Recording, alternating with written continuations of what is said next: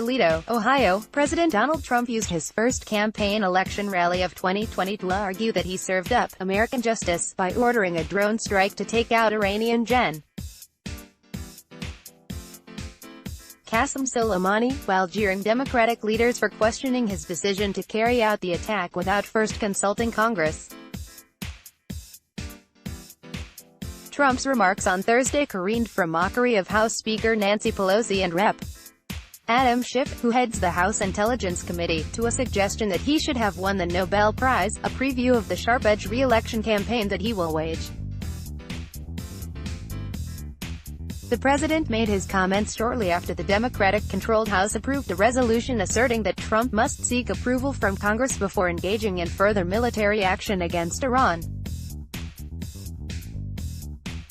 Trump mocked Pelosi's mental acuity and called Schiff a pencil neck. He also tagged Sen. Bernie Sanders is Crazy Bernie for raising objections to how he carried out the strike on Soleimani. "We got a call. We heard where he was. He knew the way he was getting there," Trump told cheering supporters in Toledo. "We didn't have time to call up Nancy, who isn't operating with a full deck. They want us to tell them so they can leak it to their friends in the corrupt media," Trump added. Last week's killing of Soleimani brought long, simmering tensions between the U.S. and Iran to a boil. Iran, in retaliation, fired a barrage of missiles this week at two military bases in neighboring Iraq that house hundreds of U.S. troops, but with no casualties to U.S. or Iraqi troops. Trump said he had no plans to take further military action against Iran and would instead enact more sanctions against the Islamic Republic. The Iran crisis, which momentarily overshadowed Trump's looming impeachment trial, has also opened a new front in the 2020 presidential campaign for Trump, who in 2016 campaigned on a promise to end American involvement in endless wars. Vice President Mike Pence, who joined Trump for the rally, said the president deserved credit for taking out a dangerous terrorist while managing to keep the engagement from escalating into an all-out war. And when American lives were threatened by the most dangerous terrorist in the world, President Donald Trump took action and Qasem Soleimani is gone, Pence said.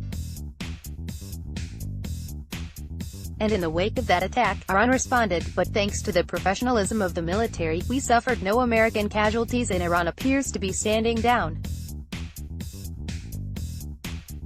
That's what leadership looks like. Trump also sought to compare his response to the recent attack on the U.S.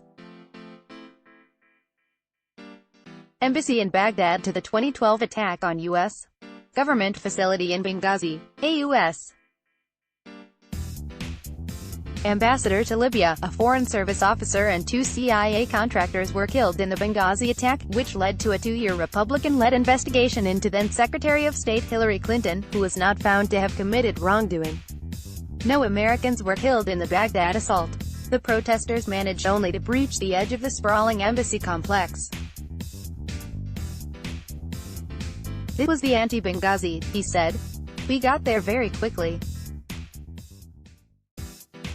This is the exact opposite."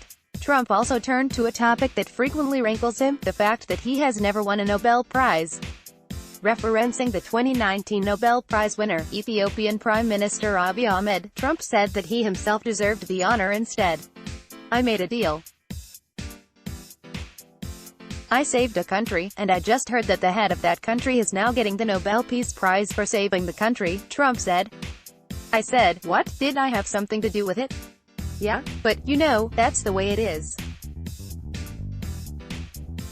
As long as we know, it's all that matters." Abiy was awarded the prize in October for his sweeping reforms and surprising embrace of a bitter rival. Trump enters the election year flush with more than $100 million in campaign cash, a low unemployment rate, and an unsettled Democratic presidential field. Yet, polling shows he remains vulnerable. In December, an Opinion poll showed Trump's approval rating at 40%. There have not been more recent polls to gauge support for the president in the wake of the targeted killing of Soleimani, though opinions of Trump have changed little over the course of his presidency. Trump has never fallen into historic lows for a president's approval ratings, but Gallup polling shows his December rating registers lower than that of most recent presidents at the same point in their first terms. Notably, approval of Trump and former President Barack Obama in the December before their re-election bid is roughly the same.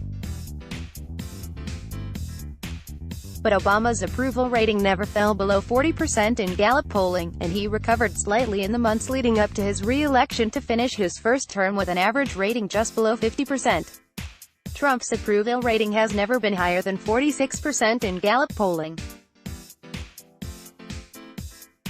For Trump to win re-election, securing Ohio's 18 electoral votes will be critical. He won Ohio by 8 points in 2016, after Obama held the state in 2008 and 2012. The visit to Toledo marked Trump's 15th appearance in Ohio as president. Contact us at editors@time.com. Let's block ads. Why?